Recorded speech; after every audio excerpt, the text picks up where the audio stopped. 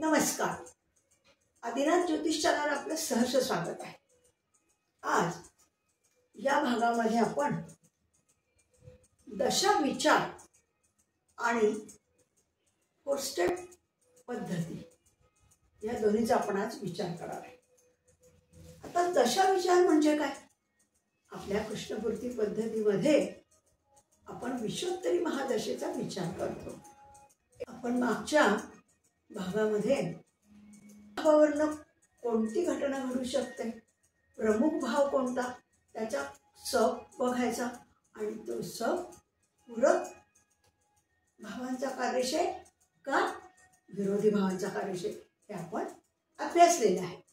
तर आता आज आपण आता दशा विचार बघणार आहे. दशा विचार म्हणजे काय? विश्वोत्तरी महादशेमध्ये महादशा, अंतर्दशा आणि विदशा या तिन्हीचा विचार होतो. घटना एखाद्या समजा चतुर्थ भावाचा स हा पोषक ग्रहाचा कार्यशय आपल्याला मिळाला, मग ती सब सुद्धा कार्यशय हो की नाही. जरी एखादा ग्रह त्याच्या नक्षत्राच्या स्वामीप्रमाणे फळ देतो, त्याच्यातही त्या घटनेचा होकार आला आहे, म्हणजे पोषक भाव आहे, परंतु सब सुद्धा पोषक भावांचा कार्यशय म्हणजे ती घटना नक्की घडणार हो की नाही हे आपण अभ्यास करतो. परंतु हे जरी असलं तरी त्या जो भावाचा चतुर्थ भाव आहे समजा, तर त्याच्या भावाच्या महादशा, अंतर्दशा, विदशा आल्याशिवाय ती घटना घडणार नाही. जरी सगळ्या ग्रहांचा आपण कार्यश काढले, नक्षत्र, उपनक्षत्र, सब हे सगळं बघितलं, परंतु तरी सुद्धा ती घटना घडेल का नाही, ती कुठल्या महादशेत, विदशेत, अंतर्दशेत घडेल हे आपल्याला ठरवावं लागेल. आणि ते नंतर ठरवल्यानंतर मग त्या महादशा, अंतर्दशा आपल्या आयुष्यात आल्या तर ती घटना घडेल. आपण ह्याच्या पुढच्या भागामध्ये ती घटना कशी घडते हेही बघणार आहोत. पण आज आपण दशा विचार आणि 4 स्टेप पद्धती की आपण कार्यश करताना एक पद्धती पाहिली बलाबल, तशीच एक 4 स्टेप पद्धती सुद्धा आहे, त्याचा सुद्धा आज आपण विचार करणार आहोत. तर सांगायचा उद्देश असा आहे की जरी ग्रह एखाद्याचा कार्यश झाला पोषकचा किंवा विरोधी ग्रहाचा, तर ती घटना घडेल का नाही याला महादशा, अंतर्दशा, विदशा त्या भावाच्या कार्यश असाव्या लागतात, तरच ती घटना घडेल. आता आपण मी पेपर लावते, त्याच्यातनं तुम्हाला आणखीन सगळं कळेल. आणि मग त्याच्यातनं आपण पुढे 4 स्टेप बघूया. कालचं जे आपण उदाहरण पाहिलं 8/4/2016चं आर्याचं, तेच उदाहरणाने आपण 4 स्टेप्सचे कशा 4 स्टेप्स काढायच्या प्रत्येक ग्रहाच्या तेही बघणार आहोत. पण आधी आपण दशा विचार घेऊया.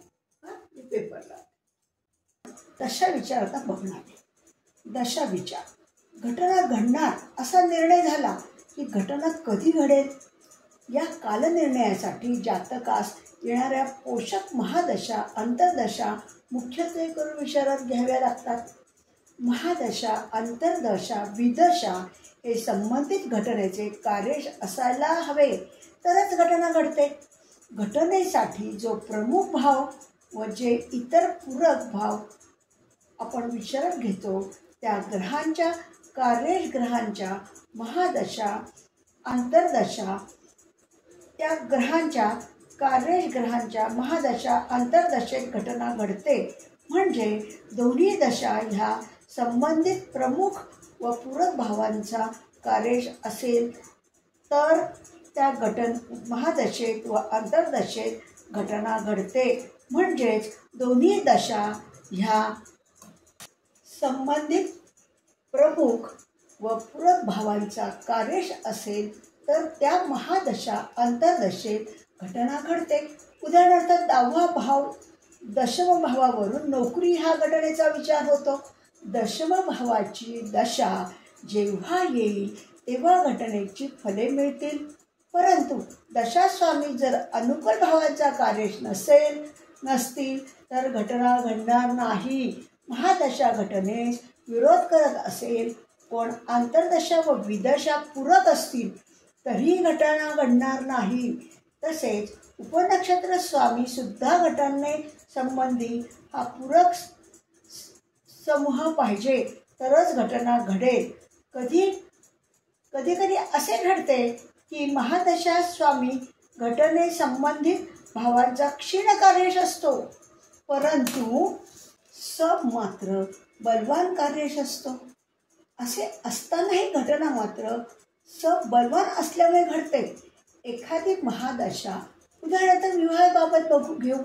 चंद्र महादशा 2, 7, 11 ह्या भावापैकी भावांचा कार्यश आहे, पण त्याचबरोबर तो त्या विरोधी म्हणजे 6, 1, 10 या भावांपैकी काही भावांचा कार्यश आहे. अशा वेळी चंद्र महादशेत विवाह होईल, पण लगेच चंद्राच्याच अंतर्दशेत विवाह होणार नाही. तर त्यासाठी दुसरी अंतर्दशा शोधावी लागेल. तसेच ज्या ग्रहांची महादशा व अंतर्दशा पण त्याच ग्रहांची असते तेव्हा तो कालखंड महत्त्वाचा व तीव्रतेचा असतो. दशास्वामी 8 म्हणजे अष्टमातील ग्रहांच्या मालकीच्या नक्षत्रात असतो किंवा अष्टमेशाच्या मालकीच्या नक्षत्रात असतो. त्या दशा अंतर्दशेत यश मिळणे फारच कठीण असते. हा काळ मनस्ताप दर्शक घटना, मतभेद, आर्थिक विवंचनेचा असतो. आलं का लक्षात? म्हणजे जरी ग्रह एखादा किंवा एखादा पूरक आणि त्या भावांचा कार्यश असला तरी सुद्धा दशा ह्या फार महत्त्वाच्या आहेत. त्या भावाचा आपल्याला घटना घडावी असं वाटतं, त्याच्या महादशा अंतर्दशा आपल्या आयुष्यात पडायलाच पाहिजे, त्याच्याशिवाय घटना घडत नाही. आता काही नियम. ग्रह ज्या नक्षत्रात आहे त्या नक्षत्र स्वामीचेच फल देतो. हा कृष्णमूर्ती पद्धतीचा महत्त्वाचा नियम आहे. जगाला धक्का देणारा नियम आहे. नक्षत्र स्वामी हा नेहमीच बलवान असतो. नक्षत्र स्वामी ग्रहाच्या नक्षत्रात ग्रह असो व नसो, तो स्वनक्षत्री असो व नसो, नक्षत्र स्वामी ग्रह हा बलवान असतोच. त्याच नक्षत्र स्वामींच्या राशीत जर दुसरे ग्रह असतील तर त्या स्थानाचा तो दिव्यम कार्यश होईल. बघा बरं, त्याच्यातच जर 2 असले त्याच्या नक्षत्राच्या त्या स्वामीच्या ह्याच्यात तर मात्र मग तो दुय्यम आहे, अदरवाईज तो दुय्यम होणार नाही. प्रत्येक ग्रहाचे कार्यश मांडताना काळजी घ्यावी लागते. ग्रहाची मांडणी करताना विषोत्तरी क्रमानुसार करावी. म्हणजे केतू, शुक्र, नंतर रवी, चंद्र, मंगळ, राहू, गुरु, शनी, बुध ह्या क्रमाने विषोत्तरी महादशा ह्या क्रमाने येतात ना, त्या क्रमाने घ्या. खालीलप्रमाणे प्रत्येक ग्रह लिहावा लागतो. आता समजा आपण आता हे 4 स्टेप्स सुरू झालं बरं का. ग्रहाचा नग्रह म्हणजे कोणता, रवी आहे, चंद्र आहे, मग तो त्याच्यानंतर ग्रहाचा नक्षत्र स्वामी, मग उपनक्षत्र स्वामी, मग उपनक्षत्र स्वामीचा नक्षत्र स्वामी. आलं का लक्षात? हेच आपल्याला माहिती आहे की एखादा ग्रह समजा रवी आहे तर रवी राहिला तर रवी ज्या भावांचा कार्यश ते भाव आपण पुढे घेणार. तो ज्या नक्षत्रात आहे त्या नक्षत्राचा स्वामी कोण आहे त्याचे भाव आपण पुढे घेणार. उपनक्षत्र स्वामी कोण आहे त्याचा, रवीचा, त्याचे आपण नक्षत्र स्वामीचं सुद्धा आपण भाव लिहिणार, कोणत्या भावाचा कार्यश होतो. आणि त्यानंतर ही 4 स्टेपला ह्या 3 पायऱ्या आपल्याला माहीत आहेत. ग्रह, त्या ग्रहाच्या नक्षत्रात जो स्वामी आहे त्याच्या राशी आणि तो, आणि सब ग्रहाचा त्या सब, ह्या 3 आपल्याला पायऱ्या, या स्टेप्स आपल्याला माहीत आहे. परंतु 4थी स्टेप काय आहे, जो उपनक्षत्र स्वामीचा नक्षत्र स्वामी मांडायचा. म्हणजे आता समजा रवी आहे, रवीचा नक्षत्र स्वामी गुरु आहे, रवीचा उपनक्षत्र स्वामी चंद्र आहे. तर आता उपनक्षत्र स्वामी कोण झाला, रवीचा चंद्र आहे. मग त्या चंद्राच्या नक्षत्रात आहे त्याचा स्वामी पण इथे मांडायचा आहे. ही 4 स्टेप झाली. पहिल्या 3 स्टेप आपल्याला माहीतच आहे, पण उपनक्षत्र स्वामी जो असेल तो ज्या नक्षत्रात असेल त्याचा स्वामी पण पुढे मांडायचा. ही 4 स्टेप झाली. पहिली पायरी ग्रह, दुसरी पायरी ग्रहाचा नक्षत्र स्वामी, तो कोणाच्या नक्षत्रात आहे. नंतर तिसरा त्या ग्रहाचा उपनक्षत्र स्वामी कोण आहे. आणि चौथी पायरी तो जो उपनक्षत्र स्वामी आहे तो कुणाच्या नक्षत्रात आहे. ही 4 स्टेप पद्धती आहे. ह्याला 4 स्टेप पद्धती म्हणतात. हां, आता आपण एक उदाहरण घेऊ कालचं आणि त्याच्यानं मी तुम्हाला समजावून सांगणार आहे. आता समजा उदाहरणार्थ आपण शुक्र घेऊयात. हां, आता ग्रह कुठला. शुक्र. शुक्राचं नक्षत्र स्वामी समजा केतू. शुक्राचा उपनक्षत्र स्वामी राहू. राहू. आता मग उपनक्षत्र स्वामी कोण झाला. राहू. तो ज्या नक्षत्रात आहे त्याचा स्वामी पुढे मांडायचा. ही 4 स्टेप झाली. पहिली स्टेप ग्रह, दुसरा तो ग्रह ज्या नक्षत्रात आहे त्याचा स्वामी, तिसरा त्याचा सब, शुक्राचा सब कोण आहे तो, आणि चौथी स्टेप जो सब आहे. चौथी स्टेप काय, जो सब आहे तो ज्या नक्षत्रात आहे त्याचा स्वामी मांडणे. ह्या 4 स्टेप आहेत. आता शुक्राचा उपनक्षत्र स्वामी कोण आहे. राहू. मग आता काय, राहूचा नक्षत्र स्वामी. राहू कोणत्या नक्षत्रात आहे तर गुरुच्या. आपण गुरु लिहिलं. बलवान ग्रह जो असेल त्या पुढे करा. म्हणजे कोणता ग्रह बलवान व कोणता दुय्यम हे समजेल. ह्याला 4 स्टेप पद्धती म्हणतात. ह्या पद्धतीने कार्यश काढणे सोपं जातं. हां, आता आपण कालचं जे उदाहरण आहे ना आर्याचं, ते उदाहरण घेऊ आणि त्या 4 स्टेप पद्धतीने कसे प्रत्येक ग्रह मांडायचे ते मी तुम्हाला आज दाखवणार आहे. आता आपण कालचं जे उदाहरण आहे आर्याचं, 8/4/2016 रात्री 10:40 साताऱ्याचा जन्म. याचे आपण स्पष्ट ग्रह, स्पष्ट भाव सगळं पाहिलं. हां, तर आज हाच कागद मी लावलेला आहे आणि याच्यात सगळं लिहिलेलं आहे बघा. आपण सब लिहिलं आहे, सब लिहिलं आहे आणि नक्षत्र स्वामीसुद्धा लिहिलं आहे. हां, याच्यानं आपल्याला प्रत्येक ग्रहाचा हे जे आपण 4 स्टेप्स आहेत ते कसे काढणार आहोत ते आपल्याला बघायचं आहे. हां, आता पहिल्यांदा कोणता घेऊयात, रवी घेऊयात. हां, कुणाचा कार्यश आहे, 4 आणि 10चा कार्यश आहे. हां, आता नक्षत्र स्वामी, रवीचा नक्षत्र स्वामी कोण आहे बरं, वर जाऊन बघा. मी बुध आहे. मग आपण काय लिहिलं खाली, बुध नक्षत्र स्वामी बुध. तो कशाचा कार्यश आहे, 5, 8 आणि 11. हां, त्याच्यानंतर काय केलं आपण, उपनक्षत्र स्वामी कोण आहे बघा बरं, रवीचा होय बघा. हां, मग नक्षत्र स्वामी आपण काय लिहिलं, राहू लिहिला. राहू. मग राहूचा कितीचा कार्यश आहे, 10 आणि 4. राहू पंचमात आहे, दशमात आहे म्हणून 10चा कार्यश, आणि रवीच्या राशीत आहे ते रवी चतुर्थात पडला आहे म्हणून आपण 4 आकडा घातला. आता राहू हा काय झाला, उपनक्षत्र स्वामी. मग चौथी स्टेज काय आहे, उपनक्षत्र स्वामी ज्या नक्षत्रात आहे त्याचा स्वामी मांडायचा. हो की नाही. मग आता उपनक्षत्र स्वामी राहू बघा बरं वर शुक्राच्या. मग आपण काय केलं, राहू नक्षत्र स्वामी, राहूचा नक्षत्र स्वामी शुक्र, तो 4, 7, 12चा कार्यश आहे. आता कार्यश ग्रह कसे झाले, पहिल्या सगळ्यात कुठला बलवान कार्यश, 5, 8, 11, नंतर 4, 10, नंतर सब उत्तर देईल त्याचं होकारार्थी का नकारार्थी, हो की नाही. आणि हा 4, 7, 12 लक्षात. आता दुसरं आपण चंद्र बघूया. हां, आता चंद्र कुठे आहे बघा, चंद्र तसा लग्नकुंडलीमध्ये षष्ठात आहे, पण आपण हे जे ग्रह सगळे कार्यश काढतो हे आपण कस्पकुंडलीवरनं काढतो, भावेश कुंडलीवरनं काढतो, हो की नाही. म्हणून चंद्र कुठे आला, 5चा कार्यश, आणि चंद्राची रास कुठे पडली, 9व्या स्थानात, म्हणून चंद्र 5 आणि 9चा कार्यश झाला. हां, आता चंद्राचा नक्षत्र स्वामी कोण आहे, चंद्र कुठल्या नक्षत्रात आहे बरं ते बघूयात. चंद्र केतूच्या नक्षत्रात आहे. हां, म्हणून आपण नक्षत्र स्वामी कोण लिहिला, चंद्राचा केतू. तो कितीचा कार्यश आहे, 4, 1 आणि 3.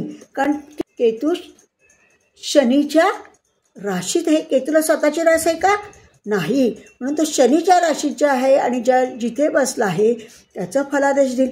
मग पहिल्या स्थानात येतो हो की नाही. म्हणून 4 केतू स्वतः 4मध्ये आहे. 4, 1 आणि 3 हा नक्षत्र स्वामीचा फलादेश. म्हणजे चंद्र बलवान कार्येश कुठे झाला? 4, 1 आणि 3चा झाला. हां, आता बघ उपनक्षत्र स्वामी कोण आहे? स्वामी म्हणजे सब बुध आहे. हां, मग आता बघा बरं. हां, उपनक्षत्र स्वामी बुध. बुध षष्ठात आहे, तो कस्पप्रमाणे पंचमात गेला. 5, 8 आणि 11 त्याच्या 2 राशी, एक राशी अष्टमात आणि एक 11व्या भावात आहे. म्हणून बुध कुणाचा कार्य झाला? 5, 8 आणि 11चा. आता बुध हा उपनक्षत्र स्वामी झाला चंद्राचा. हो की नाही. मग बुधाचा नक्षत्र स्वामी कोण आहे बरं? आता बघा बरं, वर जाऊ. बुध आहे केतूच्या नक्षत्रात. दिसलं का तुम्हाला? हे पहा, हा बुध केतूच्या नक्षत्रात आहे. म्हणून चौथी स्टेज काय झाली? केतूचे खलादेश. केतू चतुर्थात आहे म्हणून, आणि तो शनीच्या राशीत आहे. केतू कुणाच्या राशीत आहे? शनी. म्हणून 4, 1 आणि 3चा कार्य झाला. चंद्र कुठल्या कुठल्या ह्याचा कार्य झाला? बलवान कार्येश कुठे? 4, 1, 3. नंतर 5, 9 आणि सब आहे 5, 8, 11 आणि 4, 1, 3. हे अशा तऱ्हेने आपल्याला सगळ्या ग्रहांचे कार्य लिहायचे. आता रवी झाला, चंद्र झाला. आता आपण मंगळ बघूयात. हां, आता मंगळ कुठे आहे? मंगळ व्ययात पडला आहे. म्हणून तो 12चा कार्येश, आणि त्याची पहिली रास म्हणजे मेष रास षष्ठात पडली आहे, आणि वृश्चिक रास त्याची दुसरी रास पहिल्या स्थानात पडले. म्हणून मंगळ कितीचा कार्य झाला? 12, 6 आणि 1. आता नक्षत्र स्वामी, मंगळाचा नक्षत्र स्वामी कोण आहे बरं? बघ, शनी आहे. हां, मग आता शनी कोणाचा कार्य झाला? तो पहिल्या स्थानात आहे शनी. म्हणून 1 आणि त्याच्या 2 राशी तृतीय स्थान आणि चतुर्थ स्थान. जे नक्षत्र स्वामी मंगळाचा शनी, म्हणून 1, 3, 4चा कार्य झाला. त्याचा उपनक्षत्र स्वामी कोण आहे? बघा, मंगळाचा उपनक्षत्र स्वामी राहू आहे. मग आता उपनक्षत्र स्वामी राहू. मग राहू कुठं पडलाय? दशमात आहे. म्हणून दशम स्थान लिहिलं, आणि तो रवीच्या राशीत आहे. राहूला रास आहे का? नाही. मग ज्या राशीत असेल त्या राशी स्वामीचा फलादेश देईल. मग तो दशमस भावाचं, आणि रवी त्याचा चतुर्थात पडला आहे कस्पप्रमाणे. हां, मग चतुर्थ स्थानाचं फळ देईल. आणि रवीला किती राशी आहे? एकच आहे. रवीला सिंह राशी आहे. हां, आता राहूचा नक्षत्र स्वामी कुठे? बघा आता शुक्राच्या नक्षत्रात आहे. दिसते का?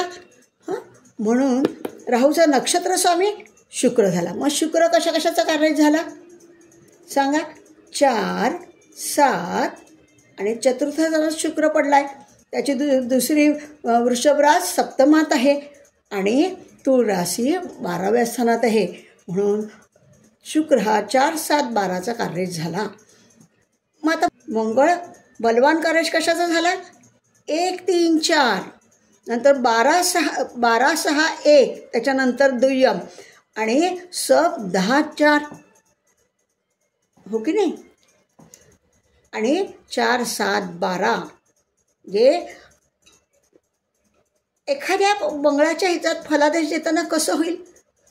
तो फलादेश कुणाचा देईल पहिल्यांदा? तर शनीचं दिले. 1, 3, 4चं देईल. नंतर स्वतःचं देईल 12, 6 आणि 1चं. परंतु ते होकारार्थी असेल का नकारार्थी असेल ते मात्र त्याचा सब सांगेल. सब कोणी? राहू. 10 आणि 4चा कार्येश आहे. 10 आणि 4च्या संदर्भात जर घटना असेल तर राहू होकारार्थी उत्तर देईल. हो की नाही. आणि 4, 7, 12 हे पण सबप्रमाणेच कार्य करतात. म्हणजे 12 म्हणजे राहू हा 10, 4चा कार्येश, आणि तसं 4, 7, 12चा पण फलादेश देईल. ह्याच्यावरनं तुमचं घटना घडेल का नाही सब सांगतो. तसाच सबचा नक्षत्र स्वामीसुद्धा घटना घडेल का नाही ते सांगतो. येते का लक्षात? हां. आता रवी चंद्र मंगळ झाल्यानंतर तरी महादशेत कुठला येतो? राहू येतो. आता राहू बघा, राहू दशमात आहे म्हणून 10चा कार्येश आणि तो रवीच्या राशीत आहे. मग रवीची रास कुठली आहे? मिथुन रास आहे आणि रवी स्वतः चतुर्थात आहे म्हणून राहू कोणाचा कार्येश झाला? 10 आणि 4चा कार्येश झाला. बरं राहू कोणाच्या नक्षत्र स्वामी कोणी राहूचा? बघा तर शुक्राचा आहे. हां, म्हणून तो शुक्राचं फळ देईल. 4, 7, 12. शुक्र काय करेल? 4, 7, 12चं फळ देईल. मग आता सप कोण आहे राहूचा? ते बघा केतू आहे. राहूचा सप केतू आहे. मग उपनक्षत्र स्वामी केतू झाला की नाही? मग आता केतू कोणाचं फळ देईल? केतू स्वतः चतुर्थात आहे आणि शनीच्या राशीत आहे. त्यामुळे काय करेल तो? 1 आणि 3 आणि 4चं फळ देईल. आणि केतूचं नक्षत्र स्वामी कोण आहे बरं?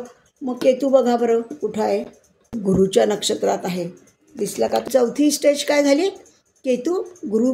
केतूचा नक्षत्र स्वामी गुरु म्हणून 9, 2, 5 गुरु नवम भावात आहे.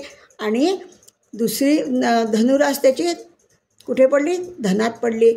आणि मीन रास त्याची पंचमात पडली. जे राहूचं काय झालं? 10, 4, 4, 7, 12, 4, 1, 3, 9, 2, 5 असे कार्येश झाले. पण अशा रीतीने प्रत्येक ग्रहाचे कार्येश मांडायचे. पण राहूचा बलवान कार्येश कोण झाला? की 4, 7, 12 हे बलवान कार्येश झाले राहूचा. त्याच्यानंतर 10, 4चं फळ देईल. पण ते फलादेश कसा असेल? पॉझिटिव्ह का निगेटिव्ह आहे? कुठल्या भावाबद्दल आहे? तर 4, 1, 3 बद्दलचा फलादेश उपनक्षत्र स्वामी होकार आहे का नकार आहे ते देतो की नाही? म्हणून तो आणि 9, 2, 5 हे दोन्ही मिळून फलादेश पॉझिटिव्ह का निगेटिव्ह हे कळतील. हां, राहू नंतर गुरु येतो. आता गुरु कुठे आहे बरं? नवम भावात आहे म्हणून तो 9, 2 आणि 5चं फलादेश देईल.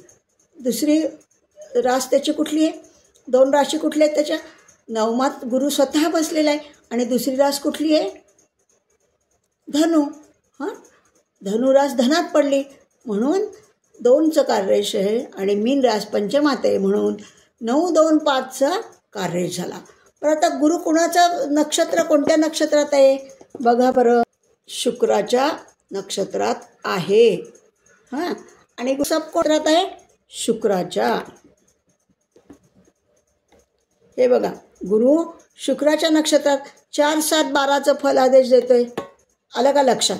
पण उपनक्षत्र स्वामी कोण आहे त्याचा? आता बघूयात. हां, उपनक्षत्र स्वामी कोण आहे? नक्षत्र स्वामी गुरुच आहे. मग काय असतं? गुरुच असल्यावर तो फलादेश देईल का? नाही. तो कुणाचा फलादेश देईल? त्याच्या सपचं फलादेश देईल म्हणजे बुध. मग आपल्याला इथे काय मांडायला लागेल? बुध मांडावं लागेल. बघा बुध लिहिलंय का आपण? हां, उपनक्षत्र स्वामी बुध झाला त्यामुळे गुरुच असल्यामुळे तो पुढचं हे देईल. 5, 8 आणि 11चा कार्येश आहे. हां, आता बुध कोणाच्या नक्षत्रात आहे? बघा बरं, बुध केतूच्या नक्षत्रात आहे. आलं लक्षात? मग आता तो बुधाचं नक्षत्र स्वामी आपण केतू मांडूयात. बुधाचा नक्षत्र स्वामी केतू मांडला. तो केतू कितीचा कार्येश आहे? तो चतुर्थात आहे आणि शनीच्या राशीत आहे. हो की नाही? म्हणून 4, 1, 3चा कार्येश झाला. हां, म्हणजे गुरु कुणाचा कार्येश झाला? गुरु सगळ्यात बलवान कार्येश कशा झाला? 4, 7, 12चा. त्याच्यानंतर तो 9, 2, 5चा. आणि त्याचा उपनक्षत्र स्वामी घटनेला होकार का नकार देईल तर कोण? बुध आणि केतू येईल. 5, 8 आणि 11, 4, 1 आणि 3 हे होकारार्थी घटनेला आहे का नाही हे उत्तर होकारार्थी का नकारार्थी हे सब देईल. शनी कुठे आहे? पहिल्या स्थानात आहे. त्याच्या 2 राशी मकर आणि कुंभ त्या कुठे आहेत? तृतीय आणि चतुर्थात आहे. म्हणून 1, 3, 4चं फलादेश देईल शनी. आता शनी कुठल्या नक्षत्रात आहे? बघा बरं, बुधाच्या नक्षत्रात आहे. मग आता शनी कुठे? शनीचं नक्षत्र स्वामी बुध. मग बुध कशाचा फलादेश देईल? 5, 8, 11 आणि शनीचा सप कोण आहे बघा बरं, चंद्र आहे. हां, शनीचा सप चंद्र. मग कस्पप्रमाणे पंचमात आहे आणि त्याची रास नवम भावात आहे, म्हणून 5 आणि 9चा तो कार्य झाला. हां, आता हा चंद्र कोणाच्या नक्षत्रात आहे ते बघायचं, म्हणजे ही 4 स्टेप झाली. केतूच्या नक्षत्रात आहे म्हणून चंद्राचा नक्षत्र स्वामी 4 स्टेपला काय येईल, केतू. मग केतू कशाचा कार्यश आहे, 4, 1 आणि 3 येते का लक्षात. म्हणजे शनी काय झाला, बलवान कार्यश कुठला झाला, तो बुधाचा 5, 8, 11. त्याच्यानंतर तो 1, 3, 4चं फलादेश देईल, पण त्याच्या घटनेचं उत्तर कोण देईल, सप देईल आणि त्याचा नक्षत्र स्वामी देईल. म्हणजे चंद्र हा 5 आणि 9, 4, 1, 3 ह्यांनी उत्तर देईल त्यांच्या घटनेचं. हां, आता शनीनंतर बुध आला. हां, आता हा बघा बुध, ग्रह बुध. बुध कुठे, षष्ठात साध्या कुंडलीप्रमाणे आहे, लग्न कुंडलीप्रमाणे, पण कस्पमध्ये पंचमात पडला आहे. 5, 8 आणि 11 दुसरी रास त्याची, म्हणजे 2 राशी 8 आणि 11मध्ये पडले आहेत. हां, नक्षत्र स्वामी कोण आहे बुधाचा, तर केतू आहे. बघा बरं, बुधाचा केतू कितीचा कार्यश आहे, 1, 3 आणि 4. केतू 1, 3 आणि 4 म्हणजे तो कशाच्या ह्याच्यात आहे, शनीच्या. केतूला स्वतःची रास नाही, मग तो ज्या राशीत आहे त्याच्या स्वामीचं फलादेश देईल. मग केतू कुठे, कुंभ राशीत आहे. कुंभ ही शनीची रास आहे, म्हणून 1, 3, 4चा फलादेश देईल तो. हां, आता त्याचा उपनक्षत्र स्वामी कोण आहे बुधाचा, शनी. हां, आता बघा बरं, बुध उपनक्षत्र स्वामी शनी 1, 3, 4चा फलादेश देईल. हां, आता उपनक्षत्र स्वामी कुणाच्या नक्षत्रात आहे ते बघायचं आपल्याला. आता तर बुधाच्या. हां, म्हणून शनीचा नक्षत्र स्वामी बुध 5, 8, 11चा कार्यश. आता बुधाचे कार्यश कसे झाले, बलवान कार्यश कोण, 1, 3, 4, 5 नंतर मग 5, 8, 11 दुय्यम. आणि उपनक्षत्र स्वामी होकारार्थी उत्तर देईल का नकारार्थी उत्तर देईल, सभा नेहमी निर्णय देतो, पॉझिटिव्ह का निगेटिव्ह. तर 1, 3, 4, 5, 8 आणि 11 शनी आणि बुध हे त्याचं घटनेचं उत्तर ठरवतील, होकारार्थी का नकारार्थी. हां, आता केतू बघा, बुधानंतर केतू. आता तुला स्वतःची रास नाही, तो शनीच्या राशीत आहे, म्हणून शनीचा फलादेश देईल 1, 3 आणि 4. आता नक्षत्र स्वामी कोण आहे केतूचा, बघा बरं, तर गुरु. केतूचा नक्षत्र स्वामी आपण कोण म्हणला, गुरु म्हणला. नवम स्थानात गुरु आहे आणि धनस्थानात त्याची धनुरास आहे आणि पंचमात त्याची मीन रास आहे, म्हणून तो 9, 2, 5चा कार्यश झाला. आता उपनक्षत्र स्वामी कोण आहे बरं केतूचा, स्वामी केतूचं हे बघितलं का, केतूचं फळ देईल का नाही, तो त्याच्या सपचं फळ देईल, शनीचं फळ देईल. हां, म्हणून तो आपण काय लिहिला खाली, उपनक्षत्र स्वामी काय लिहिला आपण, 1, 3 आणि 4 उपनक्षत्र स्वामी शनी लिहिला, कारण केतूला केतूच चालणार नाही, त्याच्या पुढचं आपण घेतो. आता शनीचं नक्षत्र स्वामी कोण आहे बघा बरं, बुध. हां, मग आपण आता इथे बुध मांडणार. शनी ज्या नक्षत्रात त्याचा स्वामी कोण, बुध. तो कशाचा कार्यश आहे, 5, 8 आणि 11चा कार्यश आहे. म्हणजे आता केतूचं कार्यश कसे झाले, बलवान कार्यश कोण, 9, 2, 5 आणि मग 1, 3, 4 बलवान हे, दुय्यम हे, आणि उपनक्षत्र स्वामी 1, 3, 4, 5, 8 आणि 11 हे त्या घटनेसंदर्भात होकारार्थी उत्तर का नकारार्थी उत्तर हे देणार. आलं लक्षात. आता आपण शुक्र बघूयात. शुक्र ग्रह तो कुठे, चतुर्थात आहे. 4 दुसरी रास त्याची कोणती आहे, वृषभ सप्तमात आहे आणि तुळ रास त्याची व्ययात आहे, म्हणून 4, 7, 12चा तो कार्यश झाला. आता तो कुठल्या नक्षत्रात आहे बघा बरं, शुक्र कुठल्या शनीच्या नक्षत्रात आहे. बघा शुक्र इकडे खाली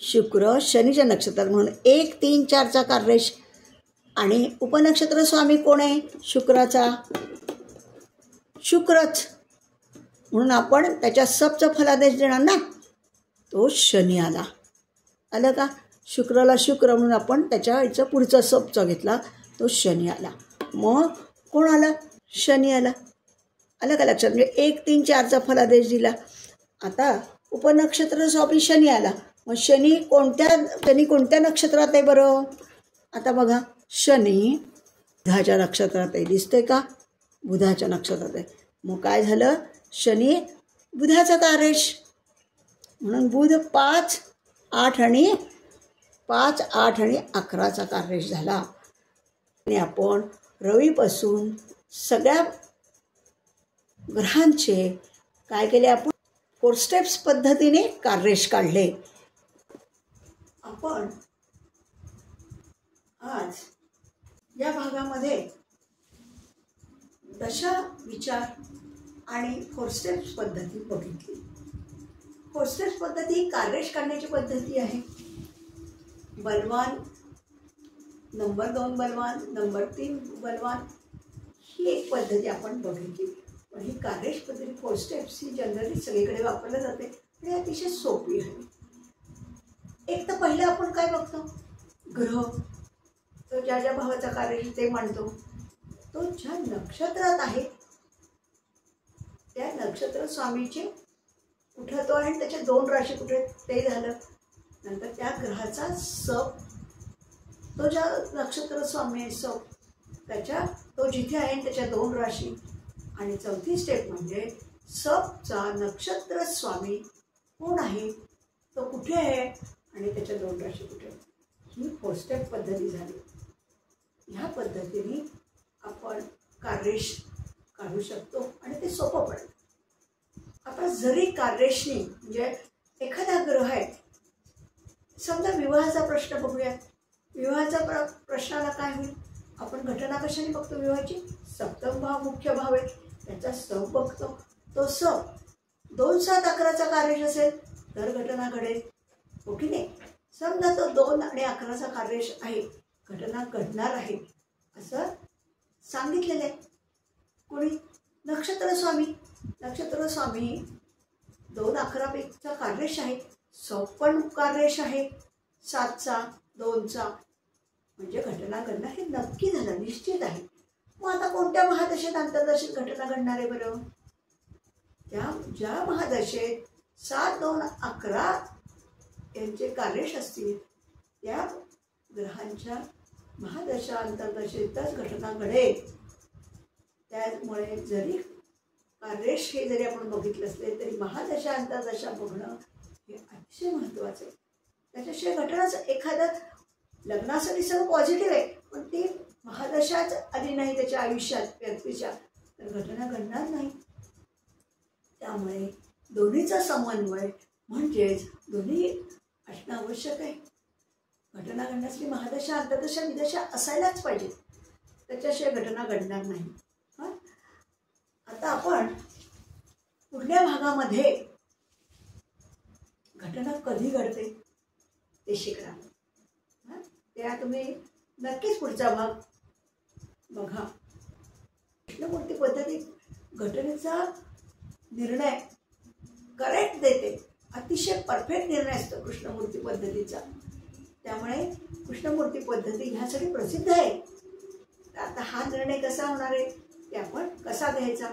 ते आपण पुढच्या भागात बघणार आहोत नमस्कार आपण सगळ्यांनी हा भाग बघितला आणि सगळ्यांनी लाईक सबस्क्राईब केलं असेल याची मला पूर्ण खात्री आहे आणि आपण पुढच्या भागासाठी